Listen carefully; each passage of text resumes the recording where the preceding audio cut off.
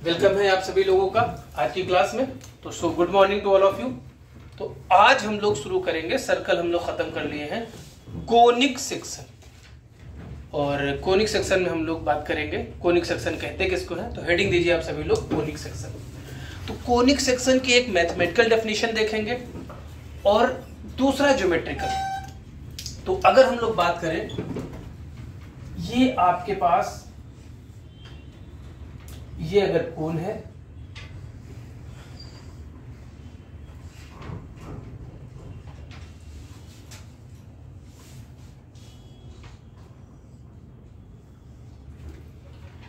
ये आपके पार्ट हो गए।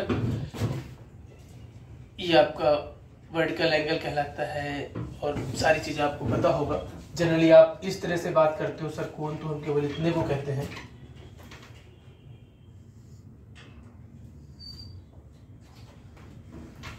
तो अगर आपको याद हो केवल इतने आपने पढ़ा था, ये आपका बेस कहलाता है कोन का, जो कि सर्कुलर होता है इन जनरल। और ये आपकी वर्टिकल एक्सिस होती है या एक्सिस ऑफ होती है। ये आपका वर्टिकल एंगल होता है, वर्टिकल सेमी एंगल, ये पूरा एंगल होता है।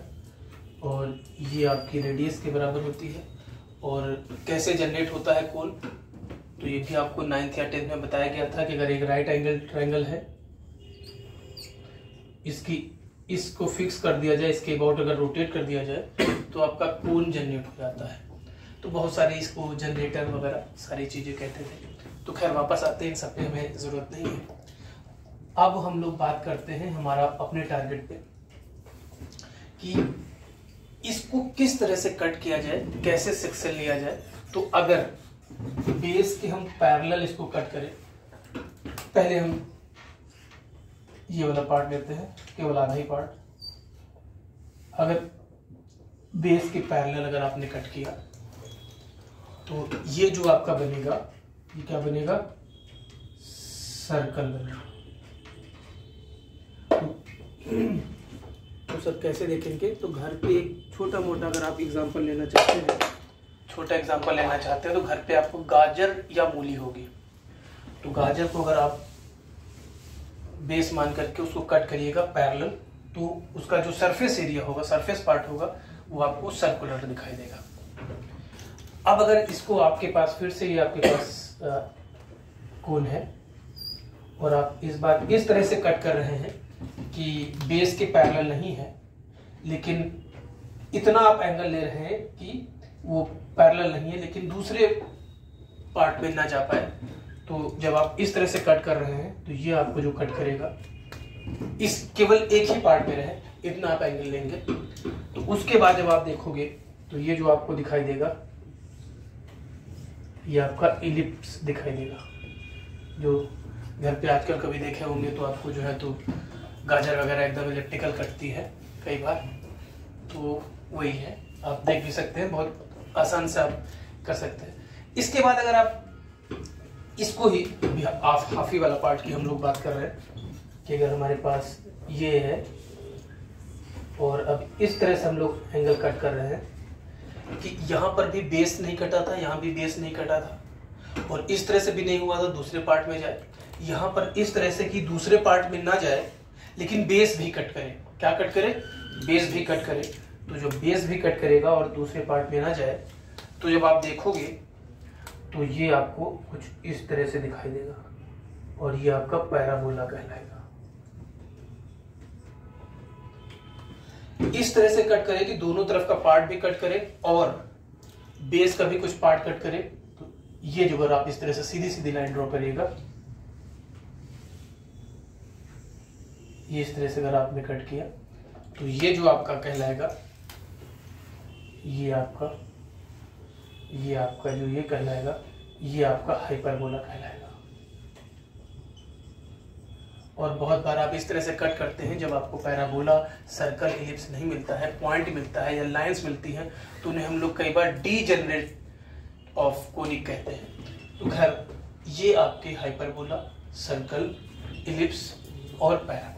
तो जरा नोट कर लीजिए। फिर अब हम इसकी, ये इस वजह से इस सेक्शन, क्योंकि इस तरह से कट करने पर हम लोग को सर्कुलर पार्ट मिला, इलिप्टिकल पार्ट मिला, पैराबोलिक कर्व मिला, तो इस वजह से इसी के नाम से इनको कोनिक सेक्शन कहते हैं। अब इसके बाद फिर हम लोग मैथमेटिकल डेफिनेशन देंगे। तो हम लोग ने देखा कि किस तरीके से अगर हम इसको कट करते हैं तो सर्कल, इलिप्स, पैराबोला, हाइपरबोला मिलता है, या हमें पॉइंट या पेयर ऑफ स्ट्रेट लाइन भी मिलती है, उसे हम लोग डीजनरेशन ऑफ कोनिक कहते हैं। फिलहाल इस बात से हट करके अब हम लोग नेक्स्ट हेडिंग पे जाते हैं, मतलब या कोनिक सेक्शन पे ही मैथमेटिकल डेफिनेशन, और जनरली उस पर ही हमें क्वेश्चन मिलते हैं। तो अब फिर से कोनिक सेक्शन की डेफिनेशन करते हैं। कोनिक सेक्शन डेफिनेशन लिखिए। Conic section is a locus of point. Conic section is a locus of point whose ratio of a distance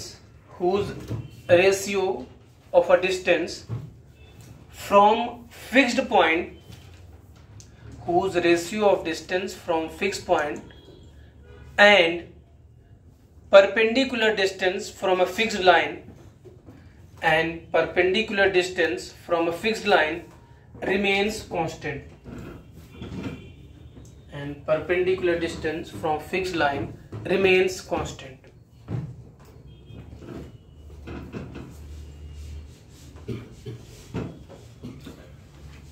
Remains constant. Line change करके, fixed point is known as focus.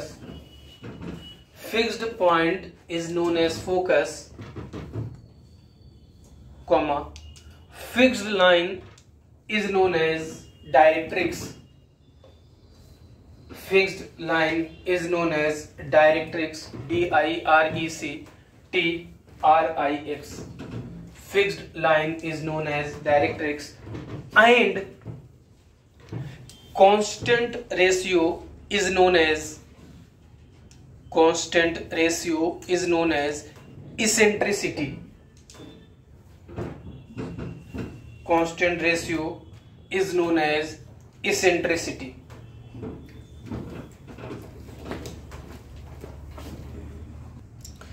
Generally it is denoted by small e. It is मतलब eccentricity.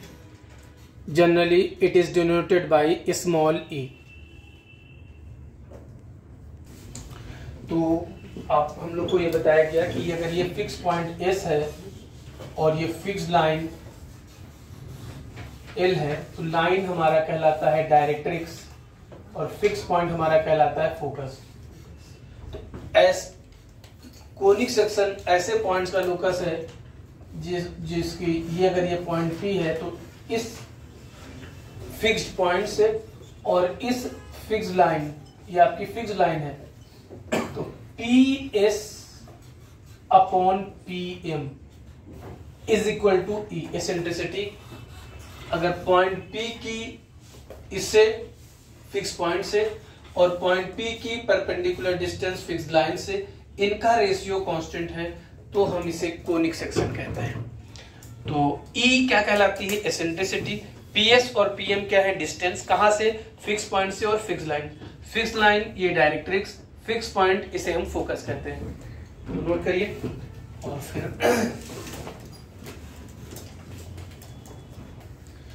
तो आइए देखते हैं। अगर E की value of E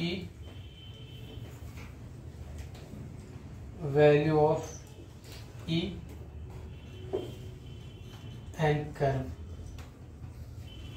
अगर E की वैल्यू 0 है तो हम इसे सर्कल कहते हैं।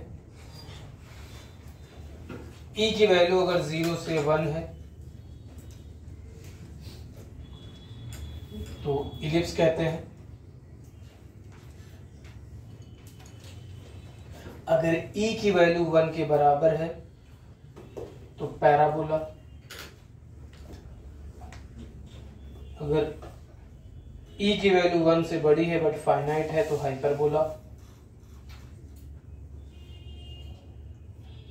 और अगर E टेंडिंग टू इंफिनिटी है तो पेयर ऑफ लाइंस। और ज्यादा इसमें कुछ दिमाग लगाने की जरूरत नहीं है, बस E equal to 0 circle, E 0 to 1 ellipse, E equal to 1 parabola, E greater than 1 hyperbola, E tending to infinity pair of lines. तो ये तो हमारी कोनिक सेक्शन की डेफिनेशन हुई। और अब इनको हम लोग जो कोनिक सेक्शन हम लोग सर्कल ऑलरेडी पढ़ चुके हैं, अलग इसलिए पढ़े क्योंकि एक तो एसेंट्रिसिटी 0 होती है, एक रीजन वो, और दूसरा इसके पास अपनी इतनी स्पेशल खुद की प्रॉपर्टी होती है जो इसमें हम लोग नहीं लेकर के आते हैं। तो अब हमने पैराबोला, इलिप्स और हाइपरबोला पढ़ना है, तो जो भी कोनिक के टर्म होंगे इन्हीं में हम पढ़ेंगे।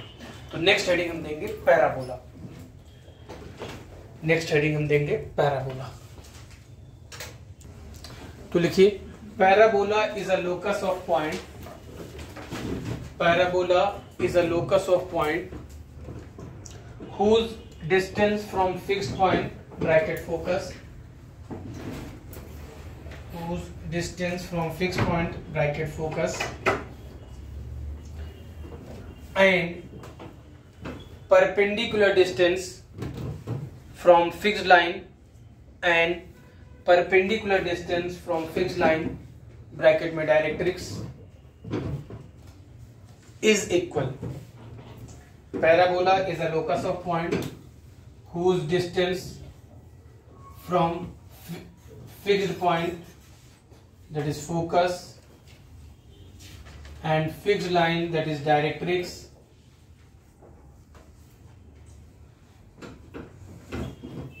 parabola is a locus of point whose distance from a fixed point bracket focus and perpendicular distance from a fixed line, that is directrix, is equal.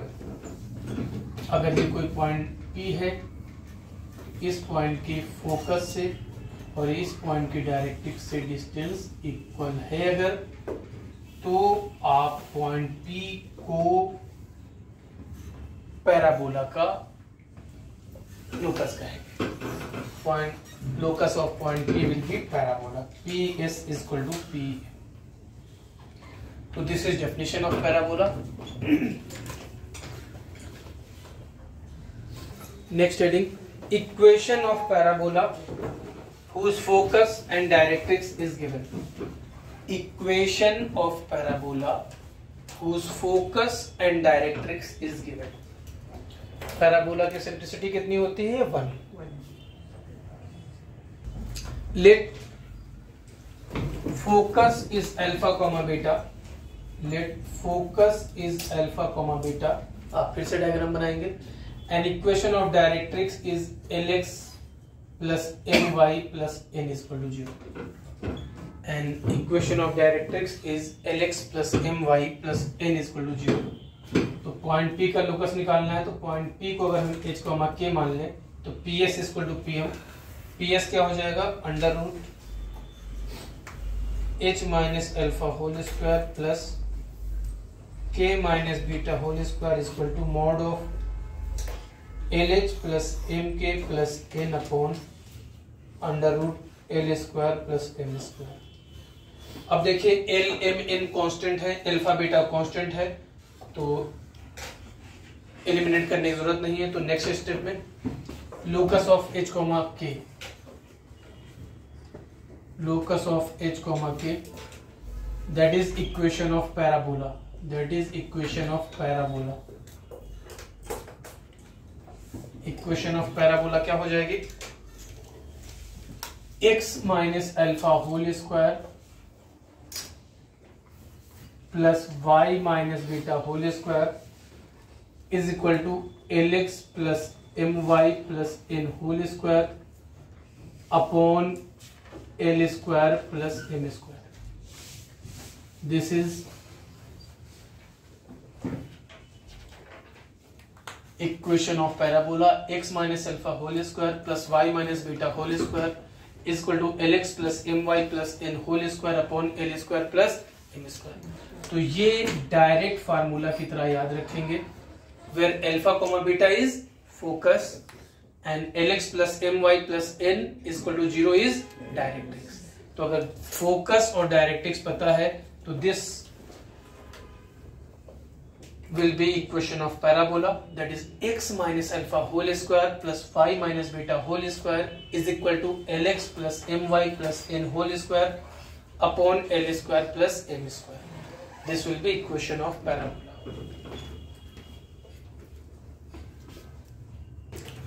तो आगे लिखिए, this is general equation of parabola. नीचे लिखिए, this is general equation of parabola, this is general equation of parabola, और अगर हम simplify करेंगे तो सेकेंड डिग्री इक्वेशन। तो लिखिए which is second degree equation in x and y. This is general equation of parabola which is second degree equation in x and y, which is second degree equation in x and y. तो याद रखने के लिए हम लोग ने यहीं पे छोड़ दिया, वरना जब क्वेश्चन का आंसर लिखने की बारी आएगी तो इसका परफेक्ट स्क्वायर ओपन करेंगे, इसका परफेक्ट स्क्वायर, इसको परफेक्ट और सिंप्लीफाई करेंगे, तब फिर इसको देखेंगे second degree equation in x and y आएगा। तो नेक्स्ट हेडिंग दीजिए, condition for second degree general equation, condition for second degree general equation to represent parabola. Let second degree general equation is, let second degree general equation is ax square plus 2hxy plus by square plus 2gx plus 2fy plus c equal to 0। तो क्या condition होती है? दो condition होती है। क्या क्या? पहली कंडीशन क्या? Delta that is abc plus 2fgh minus af square minus bg square minus ch square not equal to 0। पहली शर्त abc plus 2fgh minus af square minus bg square minus ch square not equal to 0। दूसरी शर्त h square equal to ab, that is h square minus ab equal to 0। अगर ये दो शर्तें fulfil करती हैं तो second degree general equation parabola कहलाएगी। अब एक क्वेश्चन करते हैं, फिर आगे बढ़ते हैं।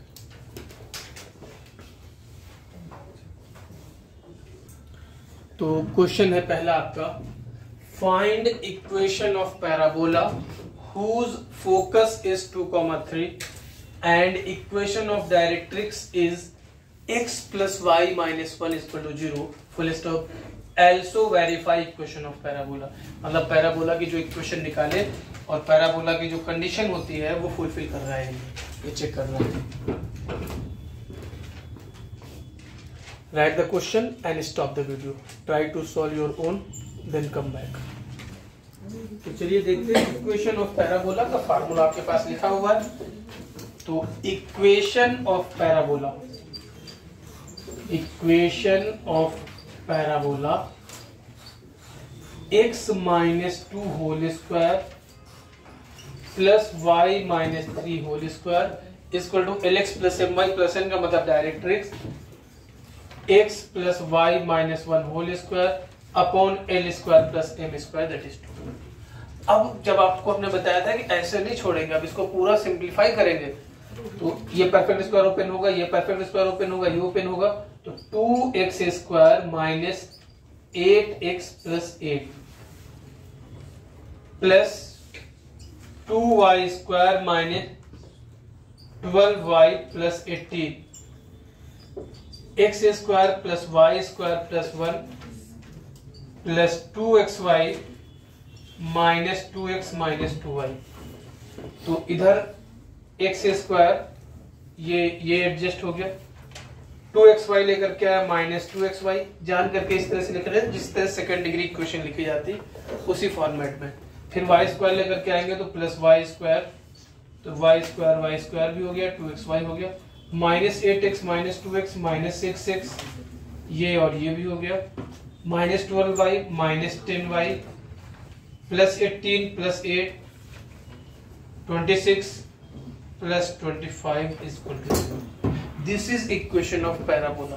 क्वेश्चन कभी नहीं आएगा also verify it, लेकिन हाँ ये मिल सकता है कि ये कर्व की इक्वेशन क्या रिप्रेजेंट करती है, तो इसीलिए जान करके हम लोग ने यहाँ वेरीफाई कर लिया। मतलब a की वैल्यू कितनी है 1, b की वैल्यू कितनी है 1, c की वैल्यू कितनी है 25, f की वैल्यू कितनी है -5, g की वैल्यू कितनी है -3, h की वैल्यू कितनी है -1।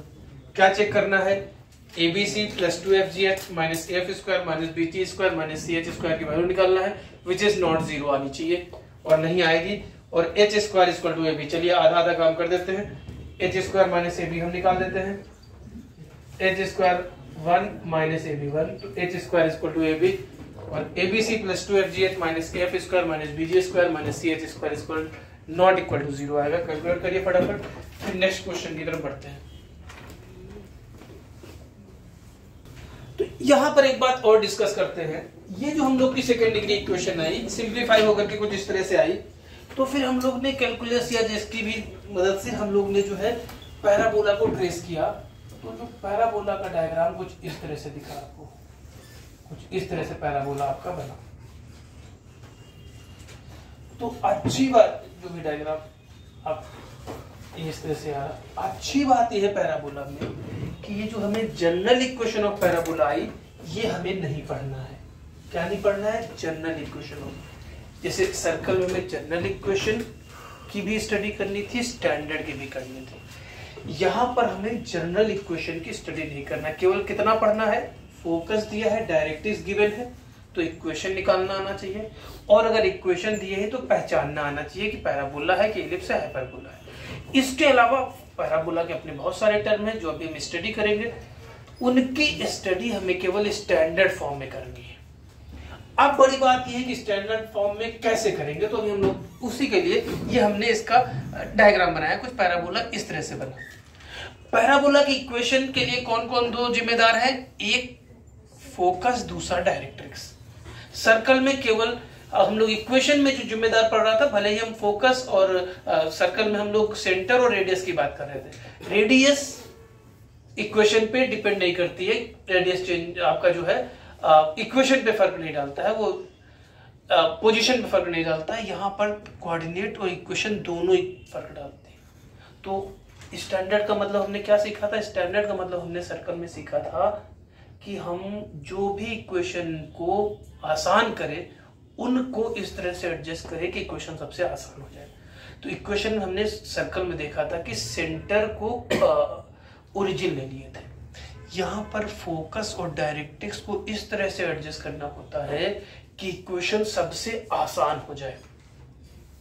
तो अब हम यही समझेंगे कि फोकस और डायरेक्ट्रिक्स को किस तरीके से हमें लेना है कि इक्वेशन सबसे अपने आसान फॉर्म में आ जाए, उसे ही हम स्टैंडर्ड इक्वेशन ऑफ पैराबोला कहेंगे। तो अब नेक्स्ट स्टडी हमारी यही होगी, स्टैंडर्ड इक्वेशन ऑफ पैराबोला।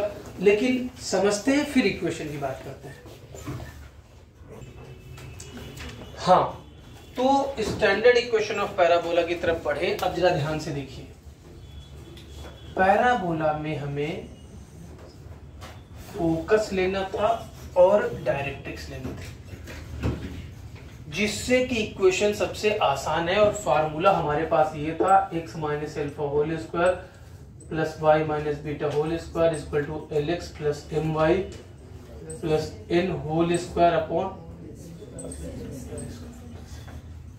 तो सबसे आसान, क्योंकि स्टैंडर्ड का मतलब यही है कि आपके जो इनपुट है उनको इस तरह से एडजस्ट करें, रोटेशन नेटर्स। तो इस तरह से एडजस्ट किया गया कि फोकस एक्स एक्सिस पे और डायरेक्ट्रिक्स एक्स एक्सिस के परपेंडिकुलर। क्या? फोकस एक्स एक्सिस पे, डायरेक्ट्रिक्स एक्स एक्सिस के परपेंडिकुलर, सच दैट अगर फोकस से परपेंडिकुलर ड्रॉप करो डायरेक्ट्रिक्स पे तो उसका मिड पॉइंट ओरिजिन हो। ये जो हम लोग ने किया, तो उससे जो ये इक्वेशन निकल के लेके आई, सबसे आसान फॉर्म में आई। तो क्या डिसाइड किया गया? डिसाइड ये किया गया फोकस एक्स एक्सिस पे और डायरेक्ट्रिक्स एक्स एक्सिस के परपेंडिकुलर, सच दैट अगर फोकस से परपेंडिकुलर ड्रॉप करें किस पे? डायरेक्ट्रिक्स पे, तो उसका मिड पॉइंट क्या हो? जब इससे आंसर आया तो फिर ये हुआ कि भाई ये केस आपने लिया, अभी फोकस फर्स्ट क्वाड्रेंट में है, मतलब पॉजिटिव साइड एक्स एक्सिस है, तो ये कहा गया कि भाई हम ऐसे ले ले, फोकस यहाँ और डायरेक्ट्रिक्स यहाँ ले ले। अभी भी क्या है? फोकस एक्स एक्सिस पे है, डायरेक्ट्रिक्स एक्स एक्सिस के परपेंडिकुलर है, और यहां से परपेंडिकुलर जो है इसका मिड पॉइंट ओरिजिन है, तो ये भी सही है। फिर ये हुआ कि भाई फोकस एक्स एक्सिस पे क्यों ले रहे हैं, फोकस आप वाई एक्सिस पे ले लो, और डायरेक्ट्रिक्स आपके वाई एक्सिस के परपेंडिकुलर ले लो। तो ये भी आसानी क्वेश्चन दिया। और सिमिलरली चौथा केस, फोकस वाई एक्सिस के नेगेटिव साइड पे, डायरेक्ट्रिक्स यहाँ पे। तो इसलिए पैराबोला में हम लोग 4 इक्वेशन पढ़ेंगे। कौन सी? स्टैंडर्ड। क्यों? क्योंकि स्टैंडर्ड करने की बात जो हम लोग ने की वो की इसलिए जाती है कि हमारी इक्वेशन सबसे आसान है, और ऐसा करने पे हमें 4 सिमेट्रिक केस मिल गए। इसलिए जब हम इक्वेशन ऑफ पैराबोला की बात करेंगे तो चारों इक्वेशन की बात करेंगे। लेकिन क्योंकि सबसे ज्यादा क्वेश्चन हम 100% की बात करें तो 98-99% क्वेश्चन इसी फॉर्मेट से आते हैं, तो इसलिए लगभग हर बात डेरिवेशन की, फार्मूले की इसी से शुरू करेंगे। लेकिन इनके लिए लिखते चलेंगे भाई, अगर ये आ गया तो ऐसे करेंगे, कि क्वेश्चन ज्यादातर के इसी से आते हैं, हम लोग इस पे बात करेंगे। तो ये तो बात हुई कि स्टैंडर्ड इक्वेशन। सर ऐसा क्यों? इस इक्वेशन को ध्यान में रखते हुए हमारी इक्वेशन सबसे आसान है, इसलिए ये केस है। तो अब स्टैंडर्ड इक्वेशन ऑफ पैराबोला की तरफ बढ़ते हैं, और फिर जो है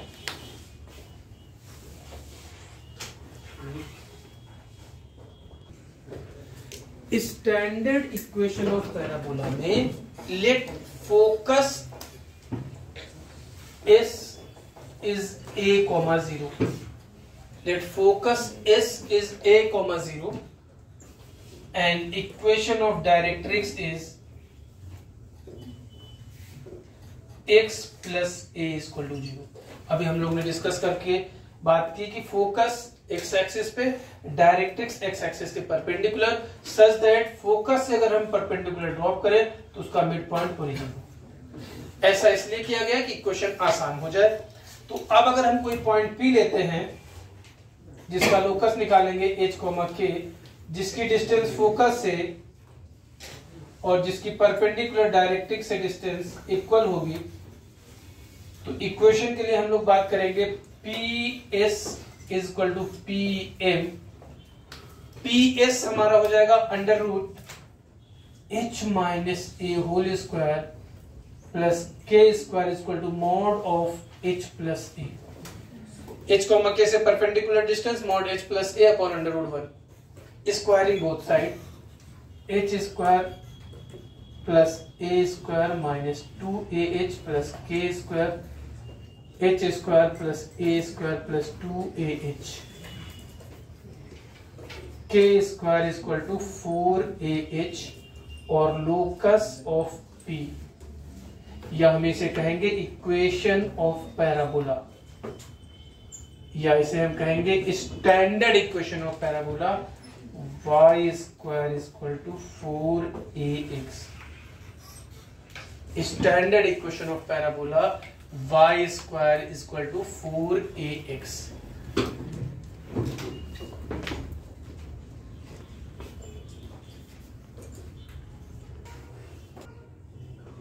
तो ये इक्वेशन आ गई। ये डेरिवेशन याद रहे या ना याद रहे, equation y square is equal to 4ax। तो वैसे हमने अभी जैसे थोड़ी देर पहले बात की कि 4 केस हो सकते हैं, चारों केस की बात करेंगे। अब इक्वेशन हम सबकी नहीं निकालेंगे, यही से हम लोग जनरलाइज कर लेंगे। लेकिन अब नेक्स्ट हेडिंग हमारी होगी कि या y square is equal to 4ax को जब हम लोग ड्रॉ करेंगे, ट्रेस करेंगे, तो कुछ पैराबोला इस तरह से दिखाई देगा। ये आपका पैराबोला दिखाई देगा। तो जरा डायग्राम ड्रॉ कर लो। तो ये आपका पैराबोला, ये आपका फोकस है, ये आपकी डायरेक्ट्रिक्स है, और ये इक्वेशन है y square equal to 4ax। तो equation y square equal to 4ax को रहने देते हैं, बाकी सारी चीजें मिटा लेते हैं, और यहीं पर आप नेक्स्ट हेडिंग देंगे क्या? Some terms of a parabola. Some terms of a parabola. फिलहाल इसकी इक्वेशन अपन लोग लिख ले रहे हैं, और ये इक्वेशन भले लिख ले रहे हैं क्योंकि ये डायग्राम में है। बाकी जो टर्म हम लोग बात करेंगे वो चारों तरह के पैराबोला में हम लोग यूज करेंगे, और इवन इतना ही नहीं, इलिप्स और हाइपरबोला में भी यूज करेंगे। तो नेक्स्ट हेडिंग दीजिए some terms of a parabola. Some terms of a parabola. तो अभी तक हम लोग 2 टर्म पढ़े पैराबोला में, एक टर्म फोकस और दूसरा डायरेक्ट्रिक्स। ये हमारे पहले से थे। तो अब इसके बाद जो सबसे पहले हम लोग बात करेंगे, सबसे पहले हम पैराबोला में बात करेंगे वर्टेक्स। वर्टेक्स किसे कहते हैं? सबसे पहले हम लोग बात करेंगे वर्टेक्स। तो लिखिए, अच्छा, ये इसीलिए हमने कर्व ट्रेस कर दिया। और भले ही हम लोग स्टैंडर्ड डायग्राम में बात करने जा रहे हैं, लेकिन सारी बातें वैलिड रहेंगी जनरल या टिल्टेड कर्व के लिए, क्योंकि तो सबसे पहले वर्टेक्स इसे कहते हैं। तो देखिए, मीटिंग पॉइंट या वर्टेक्स से पहले एक और, क्योंकि इस हेडिंग में आ रहा है तो एक मिनट रुक जाइए। वर्टेक्स से पहले एक हेडिंग दे दीजिए, पहले एक्सिस ऑफ पैराबोला। एक्सिस ही चलिए पूरा axis of parabola, axis of parabola. तो पहले एक्सिस लिख लीजिए, किसे कहते हैं? A line passing through focus and perpendicular to the directrix. A line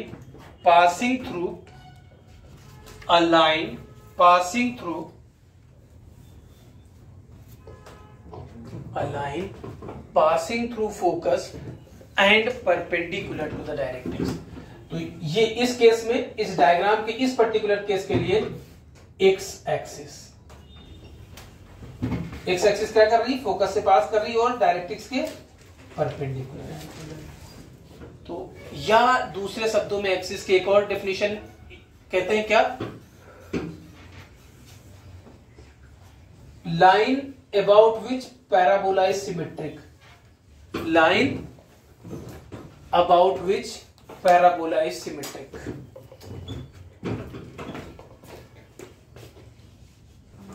और ये डेफिनेशन एलिप्स और हाइपरबोला में भी सेम रहेगी कि जो लाइन फोकस से पास करेगी डायरेक्ट्रिक्स से परपेंडिकुलर रहेगी, या जिसके अबाउट कर्व सिमेट्रिक रहेगा। अब एक्सिस के बाद दूसरी बात हम करेंगे, vertex of parabola. Vertex of parabola तो किसे कहेंगे? लिखिए, meeting point of axis and parabola. Meeting point of axis of parabola and parabola. Meeting point of axis of parabola and parabola. Diagram में देखिए, तो that is origin. Meeting point of axis of parabola and parabola is known as vertex. Vertex के बाद फिर हम लोग बात करेंगे chord of parabola. A line intersecting parabola at two distinct points।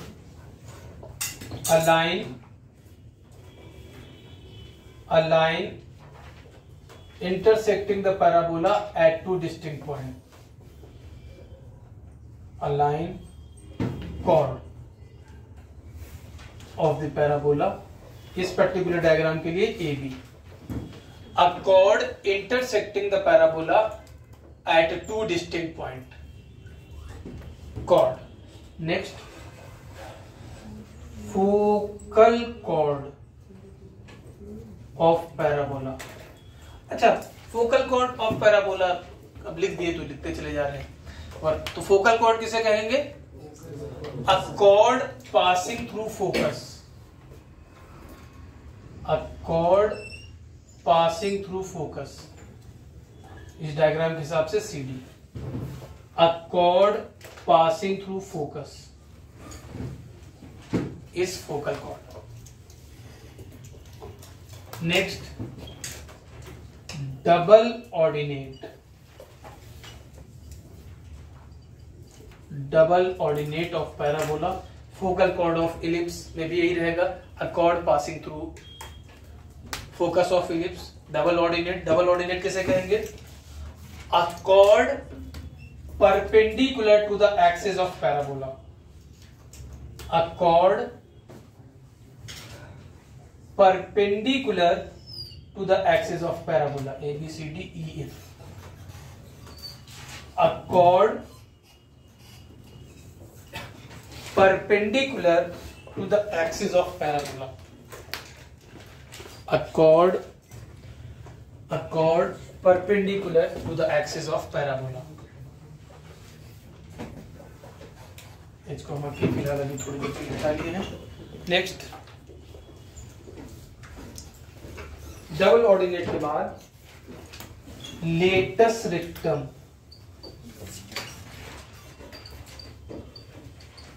Of parabola.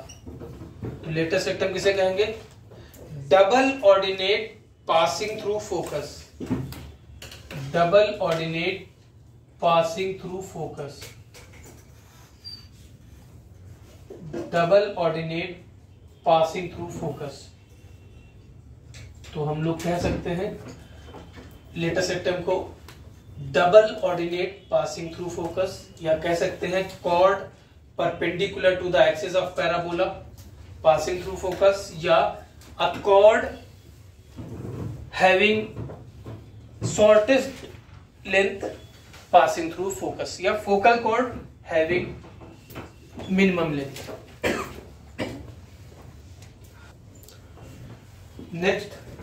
Next point, focal distance of a point. Focal distance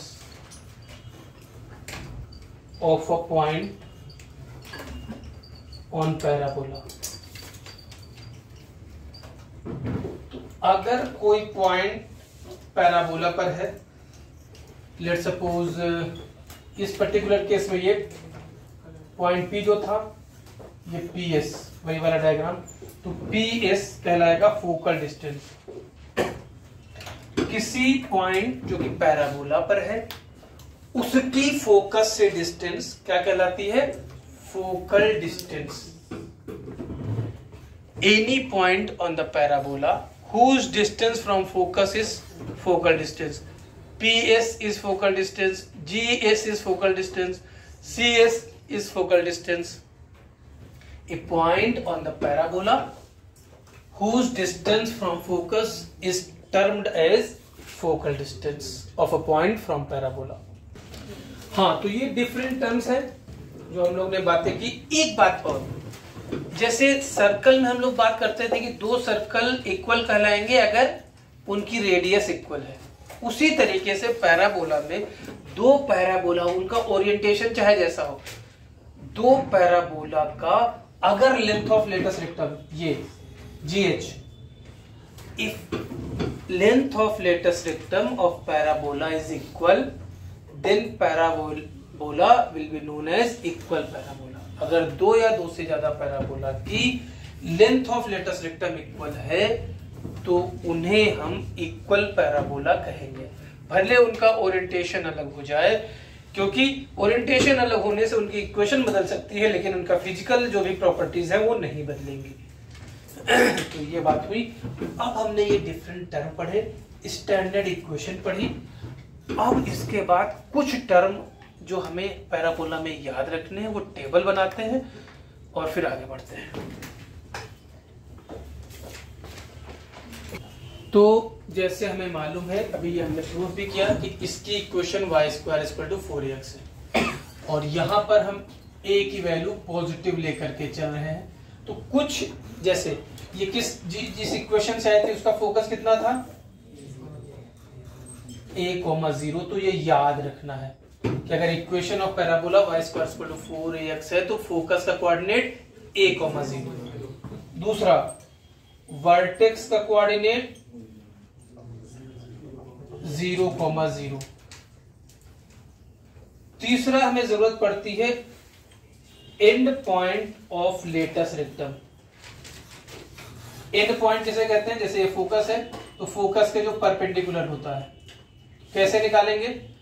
अब चूंकि focus से पास हो एक्सिस के परपेंडिकुलर, तो y एक्सिस के पैरेलल, तो x का कोऑर्डिनेट यहां पर भी a और x का कोऑर्डिनेट यहां पर भी है।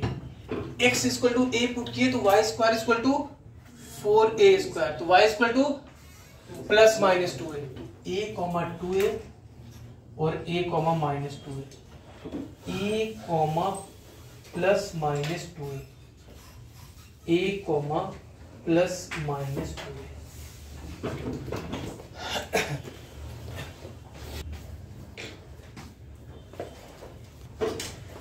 End point of latus rectum. इसके बाद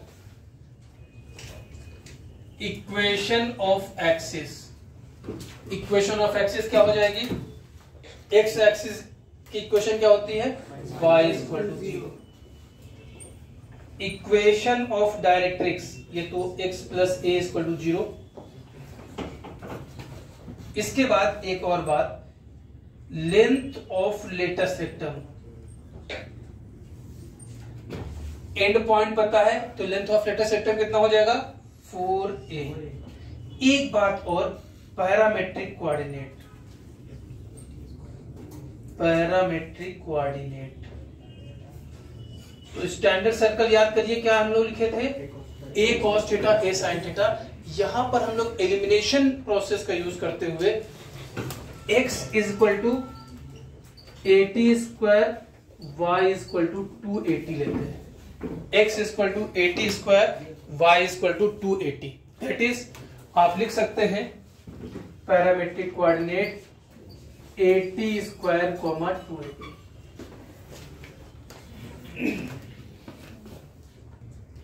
तो ये टेबल आपको याद होना चाहिए। y square equal to 4x के लिए ये टेबल है, y square equal to -4x, again a positive. अगर parabola y square equal to 4x है तो डायग्राम इसे हम बोलते हैं horizontal parabola, open right side, focus a, 0, vertex 0, 0, and point of latus rectum a, ±2a, equation of axis, equation of directrix, length of latus rectum, parametric coordinate 80 square 280, y square equal to -4x का diagram आइए देखते हैं। तो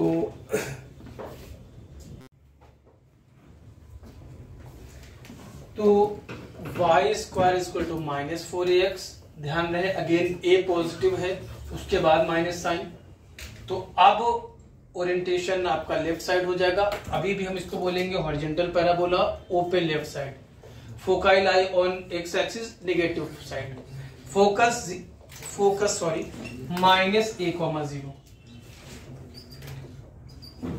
vertex 0, 0, and point of latus rectum -a, latus rectum यहां हो जाएगा +-2a, equation of axis y equal to 0, equation of directrix x - a equal to 0, length of latus rectum 4a, parametric coordinate -80 square 280। अच्छा एक बार और, जब इस तरह से लिखते हैं, सर्कल में बताया था, फिर रिपीट कर रहे हैं, तो पैरामेट्रिक कोऑर्डिनेट कहते हैं, और जब इस तरह से लिखते हैं पैरामेट्रिक इक्वेशन, तो ये पैरामेट्रिक इक्वेशन, ये पैरामेट्रिक कोऑर्डिनेट। यहाँ हमें जरूरत पड़ेगी पैरामेट्रिक कोऑर्डिनेट, कई बार कैलकुलेशन को बहुत आसान कर देते हैं। अगला केस देखेंगे, x square equal to 4ay, again a positive.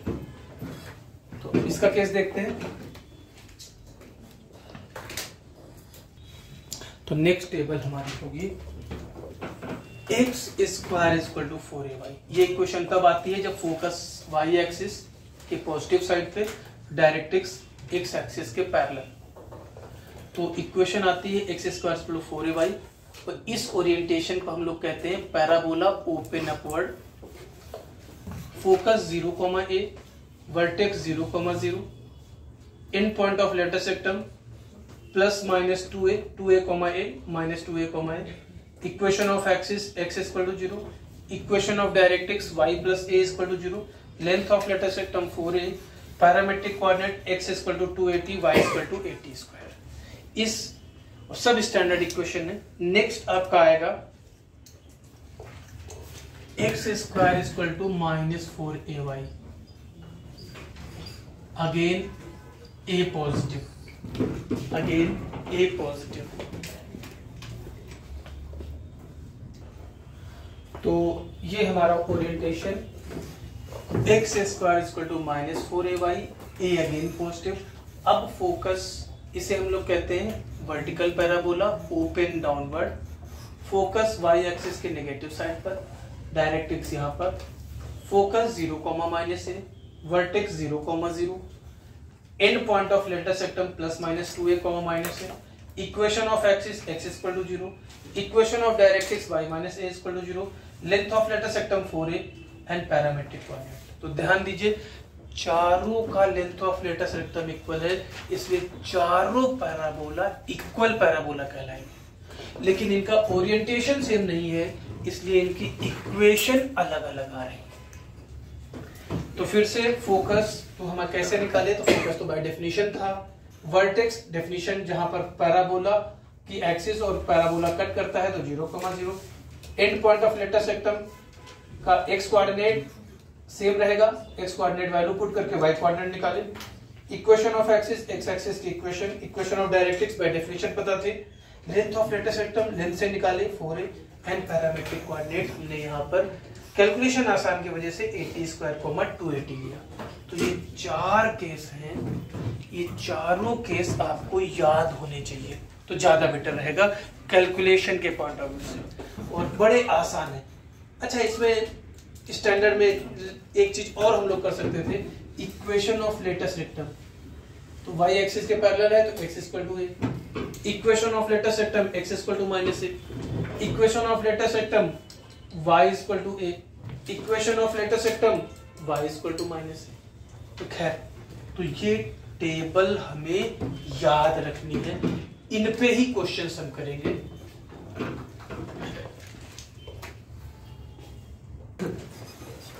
तो इस क्लिप में इतना ही।